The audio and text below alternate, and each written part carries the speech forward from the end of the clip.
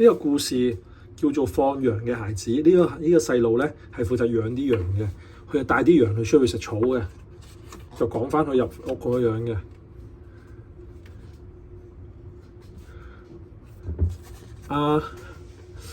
夜晚佢呢度有兩個小朋友喎。阿樂樂諗住就嚟瞓啦，跟住本來諗住就嚟瞓覺，跟住佢話咧，今日有人同老師講大話喎，老師好嬲喎。咁爸爸就話啦，講大話係唔啱嘅，你聽爸爸講完今日故事就了解到老師點解會嬲啦。從前有一個又喺一條村莊嗰度住咗啲村民喎，佢哋咧要上，佢哋又要喺種地啦，跟住咧又要養啲羊啦，咁樣咧佢哋就唔得閒喎，唔得閒帶啲羊去，因為附近啲草都俾羊食晒啦，食到冇晒啦，咁佢就揾人帶啲羊咧去遠啲食草喎。咁我哋揾個牧羊人先得。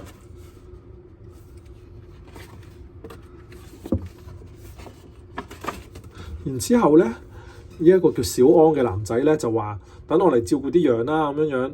跟住咧，佢就攞住啲號角吹喎，就帶啲羊去揾啲新鮮嘅草食喎。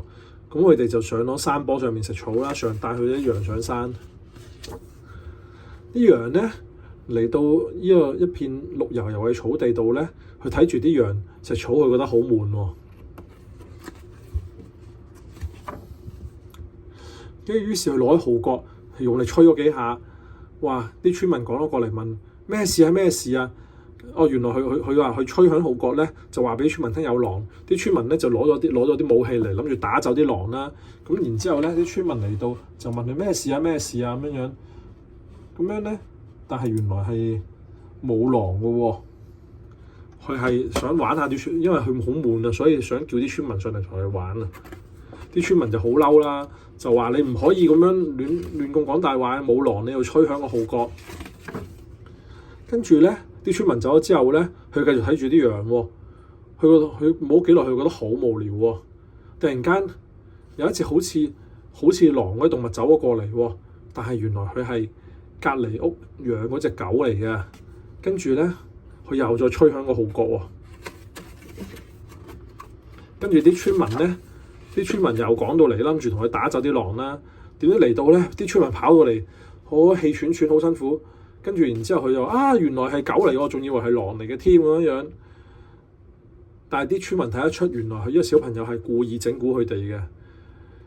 咁樣鬧咗幾句，跟住就啲村民就走咗啦。好啦，跟住啲村民走咗之後，呢個時候就嚟咗隻真嘅狼喎。跟住個小朋友又吹響號角，係咁嗌：啲狼嚟啦！啲狼嚟啦！咁樣。但係咧，啲村民今次冇趕過嚟喎。啲村民以為佢又係整蠱佢哋，所以佢唔嚟喎。於是佢好驚咁樣走咗上去走咗去岩石上邊啦。佢繼續喺度吹個號角喎。